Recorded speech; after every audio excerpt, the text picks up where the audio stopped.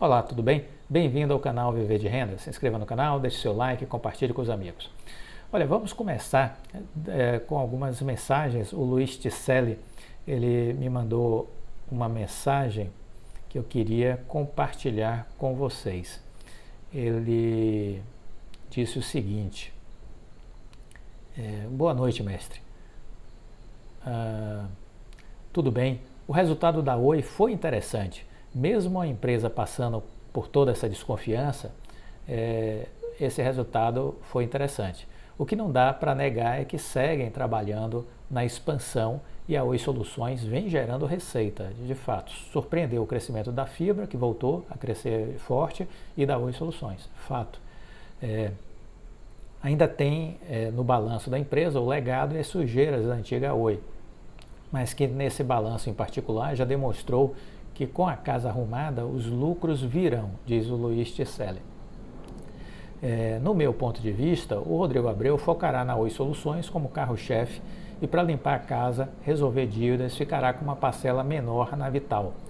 A Oi Soluções será uma grande cereja do bolo e no futuro acredito no seu IPO. Então tá aí a mensagem dele, e aí eu dei uma resposta para ele dizendo: o Rodrigo Abreu segue trabalhando pela empresa e agora para um grupo de 4, 5 investidores que serão os novos donos da Oi. E aí ele me respondeu: o senhor sempre deixou claro a estatística com relação à porcentagem baixa de empresas que conseguem sair da recuperação judicial e se reerguer. É verdade que seremos diluídos e mais uma grande parcela de CPFs já estão deixando a empresa. Já eu mantenho minha posição dormindo tranquilo, diz o Luiz. Agora é a hora que se separa quem está preparado, acima de tudo mentalmente, para encarar uma perda relevante, mas somente com fechamento de capital ou custo de uma oportunidade. Sigo em frente, tudo de melhor sempre. Um grande abraço. Olha, Luiz, valeu pela sua mensagem. Muito obrigado. Essa é uma reflexão, a gente vai aprofundar um pouquinho essa sua reflexão aqui, mas eu vou ler agora uma outra mensagem também do Diogo. O Diogo me mandou uma mensagem: Clóvis, assisti a um vídeo seu em que você diz ler notícias. Uma pergunta: ficar lendo notícias não atrapalha a análise? Porque se você fez uma análise e notícias estão dizendo outra coisa, mesmo inconscientemente você não pode deixar ser influenciado? Aí eu respondi para ele e eu quero compartilhar essa resposta com vocês. Eu disse: oi Diogo, procuro ler tudo. Obviamente eu faço um filtro, busco ler o que me interessa. Nessa leitura eu uso e exercito o meu senso crítico. Descarto o que não considero razoável, anoto pontos que são importantes, inclusive aqueles que eu não concorde, e vou juntando as peças deste quebra-cabeça para chegar ao meu entendimento. Quando eu tenho um entendimento, vou chamar isso aqui de tese, eu sigo testando essa minha tese nos meses seguintes, vendo se confirmam as minhas certezas ou se as outras visões contrárias estavam certas. E aí eu vou avaliando. Então, o senso crítico é fundamental. Fugir de um bom trabalho de leitura, ao meu ver, não faz sentido. Então, é importante ler sim. O Alexandro, ele me mandou uma mensagem também: eu sou grato a Oi, porque por conta dela eu conheci o seu canal. E com isso conheci a assinatura da seleção de empresas, que para mim está sendo essencial, no sentido de conhecimento e de entender como o nosso mestre Clóvis pensa. Agora, em termos de investimento na empresa, é complicado. KKK. Olha, Alessandro, que bom que você está gostando da seleção de empresas. Muito bom, fico feliz. E de fato é isso, quer dizer, a gente na seleção procura fazer uma análise, né, mais profunda em relação ao mercado lá fora, aqui, e a gente olha as empresas que fazem sentido dentro de nossa estratégia, né? Dentro do nosso portfólio do ano passado para cá, uma das empresas, obviamente, que a gente acreditou foi a Oi, por conta do trabalho do Rodrigo Abreu e do planejamento estratégico. Em janeiro deste ano, nós acendemos a luz amarela e dissemos, olha, o cenário mudou. E estamos, desde então, repetindo isso, o cenário mudou. Não é? Porque, de fato, o presidente, ao meu ver, fugiu do script, fugiu do enredo que ele próprio vinha desenvolvendo. Né? Então, ele se desdisse, não é verdade? Então, a gente tem que estar atento. Reflitam comigo, esse pensamento do Peter Link é muito bom. O mercado deveria ser irrelevante. Se eu pudesse convencê-lo acerca desse único ponto, eu sentiria que o meu livro já teria realizado a sua tarefa principal. E se você não acreditar em mim, acredite em Warren Buffett. Até onde eu sei, o Buffett disse o seguinte, o mercado de ações não existe. Ele apenas está lá como uma referência para vermos se alguém está se oferecendo para fazer alguma coisa estúpida. E aí a gente aproveita este momento. É isso, o mercado nas correções nos dá excelentes pontos de entrada. Então, se você identifica uma boa empresa, exercite a paciência, espere alguém fazer uma coisa estúpida e aí você se posiciona. Charlie Munger, que é sócio do Warren Buffett, diz, o dinheiro grande não está no processo de comprar e vender, mas sim no de aguardar. Fantástico, né? Então é isso, saber esperar para atuar no momento oportuno, no momento certo. É isso que a gente precisa fazer. Olha, o Instituto Empresa está movendo ações contra a Oi. O Instituto Empresa está movendo ações contra a Oi e está movendo ações contra a empresa que fez o laudo independente favorável à Oi, que tinha sido demandado pelo Ministério Público em agosto do ano passado. Então, há um processo agora que o Instituto Empresa está movendo contra esta empresa que fez a auditoria da Oi em agosto do ano passado. Porque no final do mês de agosto, esta empresa de auditoria saiu com um laudo e disse claramente que a situação econômico-financeira da Oi era confortável e que pelos dados apresentados pela Oi, ela tinha plena capacidade de gestão de caixa por 3 anos, 2023, 2024 e 2025. Isso foi o laudo desta empresa. Este laudo foi contratado pela Oi, para atender uma demanda do juiz Fernando Viana, da Recuperação Judicial, que tinha sido instigado de forma formal pelo Ministério Público Federal para que solicitasse um estudo independente que comprovasse que a Oi tinha condições de sair da recuperação judicial. Então, este não é um documento mequetrefe, este não é um documento de gaveta.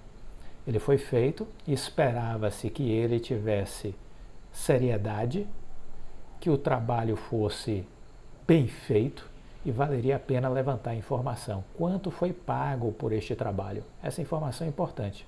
Quem conseguir levantar aí, compartilhe.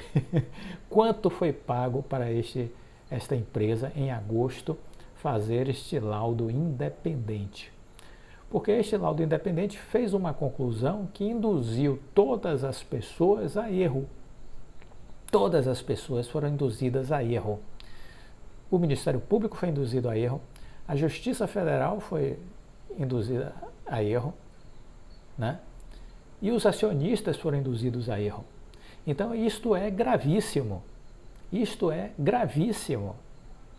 E na nossa interação com o Instituto Empresa, nós falamos deste assunto e o Instituto Empresa está aí dando um passo a mais no sentido de encampar uma ação contra este escritório que fez a auditoria, esta empresa que fez a auditoria, e conforme for as evidências levantadas a partir dessa ação processual que vai começar a se desenrolar, ver se cabe também envolver a Oi neste processo.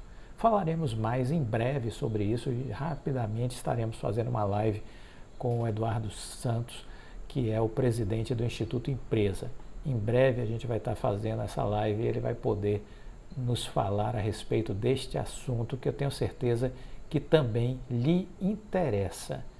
Olha, o governo está vencendo a batalha das expectativas. Essa foi uma afirmação do Eduardo Gianetti, economista, e eu gostei muito de ouvir isso, porque as expectativas eram as piores possíveis da grande maioria dos economistas, bancos e corretoras.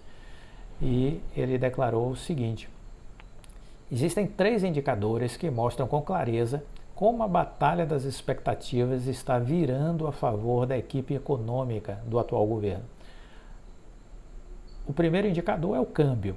Se houvesse um pessimismo real em relação ao Brasil lá fora, nós estaríamos vendo uma depreciação do real, como houve no início do ano, quando as dúvidas eram muito agudas. Se o câmbio estivesse se depreciando, haveria uma pressão inflacionária e o Banco Central teria de aumentar os juros, levando a uma piora do quadro fiscal. A coisa iria degringolar. Seria a felicidade de muita gente que torce a boca aí para o governo atual. O real apreciado é o contrário disso. É menos pressão inflacionária. É o Banco Central confortável para poder baixar os juros. Eu diria assim, desconfortável para manter este atual patamar de juros. E isso tudo é menos ônus financeiro da dívida, o que dá um enorme alívio no quadro fiscal.